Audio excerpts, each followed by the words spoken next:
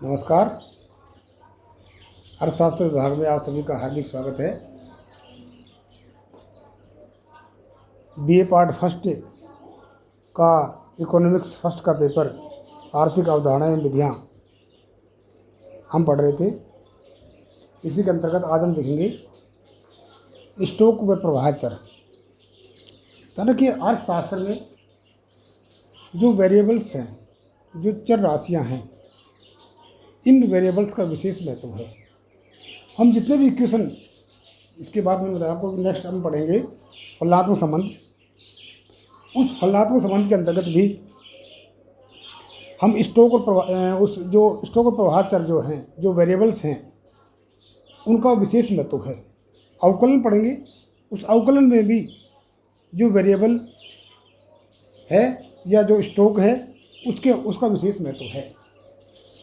तो स्टॉक और प्रवाह जो चर होते हैं, जो वेरिएबल्स होते हैं, उनका अर्थशास्त्र में विशेष महत्व होता है आर्थिक क्रियाओं को समझने में।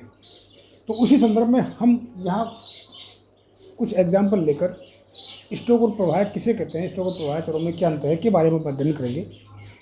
यानी कि स्टॉक, जैसे नाम से दिखता है कि स्टॉक करना, इकट्ठा करना, तो अर्थशास्त्र के अंतर्गत भी जान रखिए स्टॉक का मतलब है कि एक समय बिंदु पर गणना या माप किसकी, किसी भी एक आर्थिक इकाई की, अर्थात किसी भी आर्थिक इकाई की एक समय बिंदु पर गणना या माप करने को हम स्टॉक चर के अंतर्गत शामिल करते हैं। एक समय बिंदु पर, पॉइंट ऑफ टाइम, एक समय बिंदु पर हम उसकी गणना कैसे करते हैं, अर्थात तो ऐसी आर्थिक इकाई, जैसे फॉर एग्जांपल मैं आपसे कहूँ 31 मार्च 2020 को भारत का विदेशी मुद्रा भंडार कितना था, तो पर्टिकुलर एक डेट हो गई, पर्टिकुलर एक पॉइंट ऑफ टाइम हो गया। तो इस पर्टिकुलर पॉइंट ऑफ टाइम को हम स्टॉक चर के अंतर्गत शामिल करते हैं। ये हमारा स्टॉक चर है। इसके हम एग्जाम्पल लेते हैं। एग्जाम्पल के जैसे मुद्रा की पूर्ति, यानी कि मुद्रा की पूर्ति स्टॉक चर है, क्योंकि मुद्रा की पूर्ति को हम समय बिंदु के आधार पर ज्ञात करते हैं। पर्टिकुलर किसी डेट को मुद्रा की पूर्ति कितनी थी, इसका अध्ययन करते हैं। विदेशी मुद्रा भंडार, मैंने अभी आप बताया कि 31 मार्च 2020 को या 31 दिसंबर 2019 को भारत का विदेशी मुद्रा भंडार कितना था। पर्टिकुलर एक डेट आ गई, एक समय बिंदु आ गया, याद रखिए। इस समय बिंदु को हम स्टॉक चर कहते हैं। तो ये विदेशी मुद्रा भंडार हमारा है, ये भी स्टॉक चर के अंतर्गत आता है। मुद्रा की पूर्ति स्टॉक चर के अंतर्गत आता है। बचते, यानी कि सेविंग्स से, यानी कि बचत अलग है, बचतें अलग है। बचत प्रवाह चर में आता है। बचतें मतलब क्या है कि बचतें एक पर्टिकुलर एक टाइम पर कितनी बचत हमारे पास हो गई है, एक अमाउंट की राशि है बचतें। और बचत मतलब सेविंग्स, मंथली, ईयरली, एक पीरियड ऑफ टाइम के हिसाब से है। तो बचतें ये भी स्टॉक चर में आता है। श्रम शक्ति, लेबर फोर्स जो है, श्रम शक्ति जो है, पर्टिकुलर एक टाइम पर स्टॉक चर में आती है। धन, हमारा धन है, वो भी स्टॉक चर में आएगा।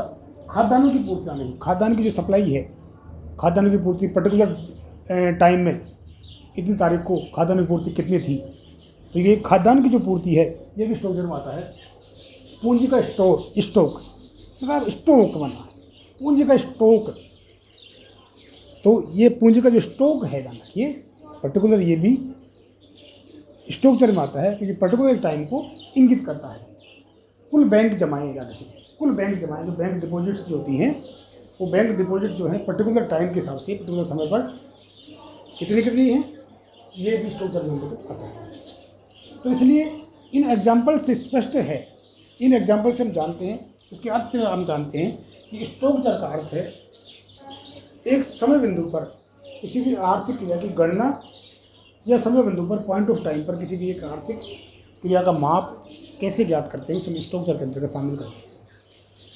मतलब प्रवाह चर, फ्लो वेरिएबल्स, यानी कि प्रवाह चर का मतलब है पीरियड ऑफ टाइम, एक समयावधि में, एक पर्टिकुलर टाइम ना होगा, एक समयावधि में। जैसे वित्तीय वर्ष 2019-20 एक समयावधि के अंतर्गत, particular time, period of time, एक समयावधि में हम किसी भी आर्थिक इकाई की गणना करते हैं या उसका माप करते हैं, तो तो उसे हम प्रवाह चर के नाम से जानते हैं।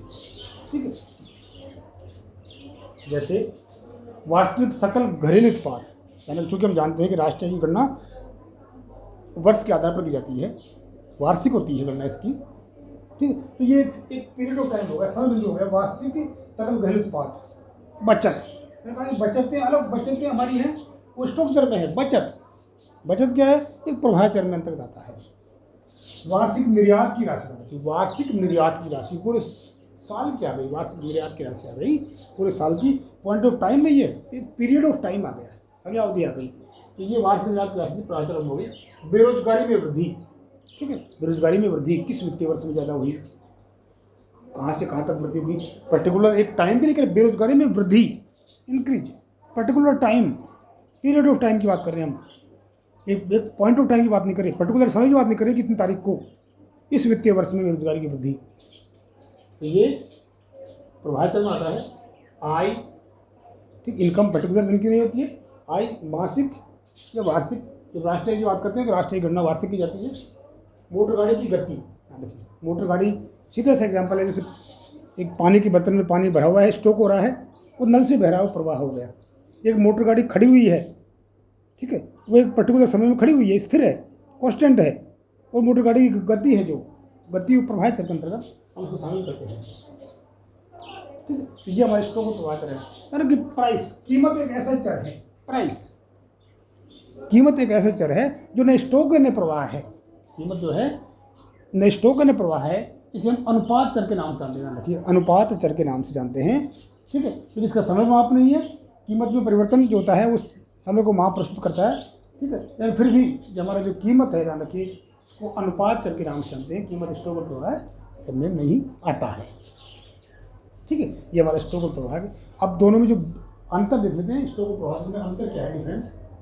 वैसे तो हमने पढ़ लिया कि एक समय बिंदु पर अध्ययन करता है, एक समय अवधि में अध्ययन करता है। फिर भी देखिए, स्टॉक की गणना जो होती है, गणना एक समय बिंदु पर की जाती है।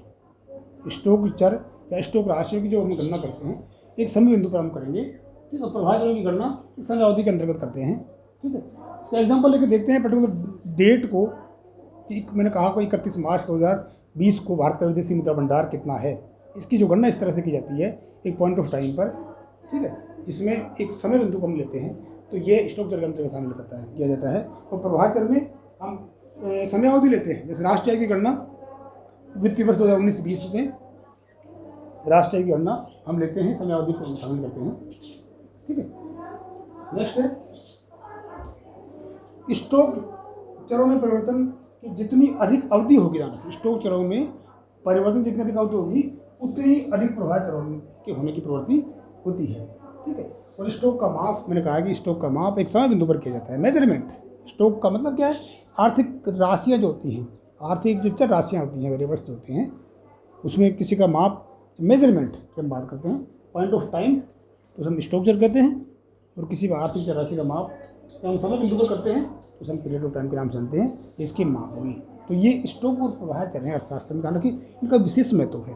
मैंने कहा कि इसके बाद हम पढ़ेंगे जो फलात्मक संबंध पढ़ेंगे, और फलात्मक संबंध के अंतर्गत हम सिंपल, हमारा हॉस्टल में है सिंपल डेरिवेशन का भी है, सरल अवकलन का भी है।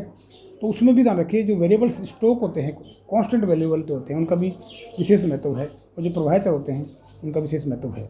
फलात्मक संबंध के अंतर्गत हम जानते हैं कि जो प्रवाह चर राशि है किस प्रकार उसका संबंध होता है, क्या परिवर्तन होता है, हम डिटेल से अध्ययन करेंगे। और अवकलन के अंतर्गत हम किस प्रकार कांस्टेंट जो राशि होती है, हमारी स्थिर जो राशि होती है, उसका अवकलन 0 के बराबर होता है। तमाम तरह की चीज़ें हम उसमें देखेंगे स्टॉक। ठीक है, अवकलन के अंतर्गत ये हमारा स्टॉक और प्रवाह चर का एग्जाम्पल है। ठीक है, थैंक यू।